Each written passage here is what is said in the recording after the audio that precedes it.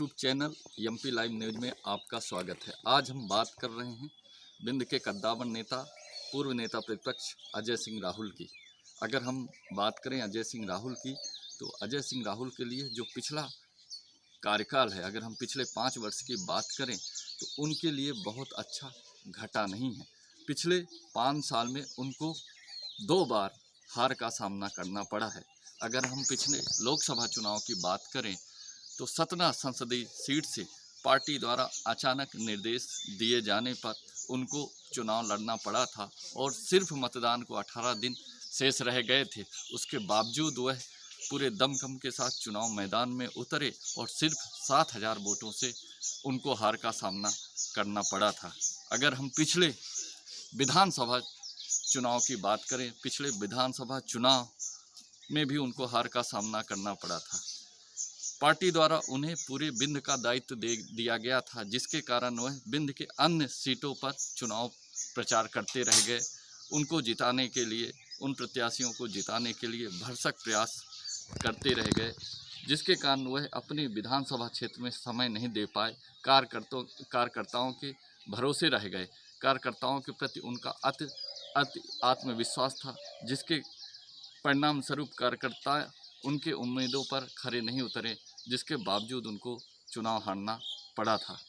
इस बार एक बार फिर वह लोकसभा संसदीय क्षेत्र सीधी से चुनाव लड़ने के लिए पूरी तैयारी कर रहे हैं। पार्टी द्वारा उन्हें सीधी संसदीय क्षेत्र से चुनाव लड़ने का संकेत भी दे दिया गया है, जिसके परिणाम स्वरूप विगत 1 सप्ताह से वह पूरे सीधी संसदीय क्षेत्र में चुनाव प्रचार करते नजर आए हैं और लगभग सैकड़ों सभाएं भी ले चुके हैं।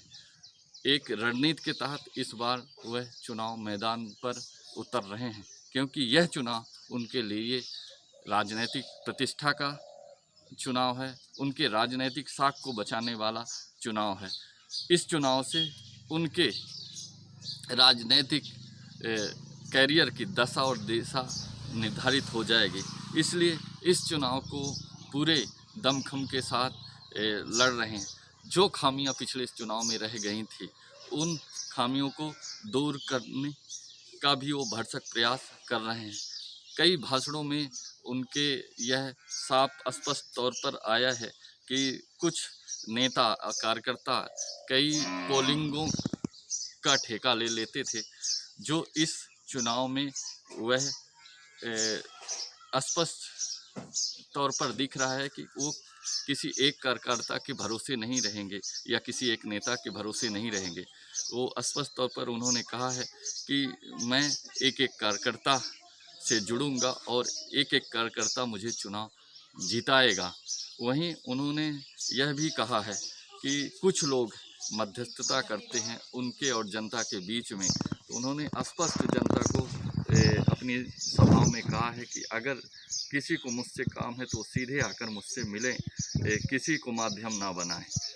इस तरह की बातें इसलिए सामने आ रही हैं कि कहीं न कहीं उनके और जनता के बीच में कोई और कड़ी का काम करता था और कहीं न कहीं वह सीधे तौर पर उनसे संपर्क नहीं स्थापित कर पाता था, जिसके कारण जनता का उनके प्रति कहीं न कहीं विश्वास घटा था। उन कमियों को दूर करने का प्रयास इस चुनाव पर वह करते नजर आ रहे हैं। वहीं पूरी ताकत और दमखम के साथ चुनाव मैदान में उतरने का प्रयास कर रहे हैं। हालांकि अभी पार्टी ने आधिकारिक तौर पर उनको अपना प्रत्याशी नहीं बनाया है, अभी निश्चित नहीं किया है। अभी तक प्रत्याशियों की सूची नहीं आई है, लेकिन जिस तरह से वह चुनाव प्रचार करते पूरे संसदीय क्षेत्र में नजर आ रहे हैं, इससे यह स्पष्ट होता है कि कहीं ना कहीं पार्टी द्वारा उन्हें संकेत मिल चुका है। अगर हम दूसरी तरफ बात करें भारतीय जनता पार्टी की, तो भारतीय जनता पार्टी ने भी अभी तक अपना कैंडिडेट डिसाइड नहीं किया है। अब चुनाव तभी स्पष्ट हो पाएगा कि यह चुनाव दोनों पार्टियों के लिए कितना संघर्षमय है। लेकिन अजय सिंह के प्रत्याशी बनने के बाद कहीं ना कहीं भाजपा के लिए भी राह आसान नज़र नहीं आ रही। हालांकि अभी भाजपा के साथ 8 में से 7 विधायक भारतीय जनता पार्टी के हैं, सिर्फ एक विधायक कमलेश्वर पटेल के रूप में सिर्फ कांग्रेस के पास है।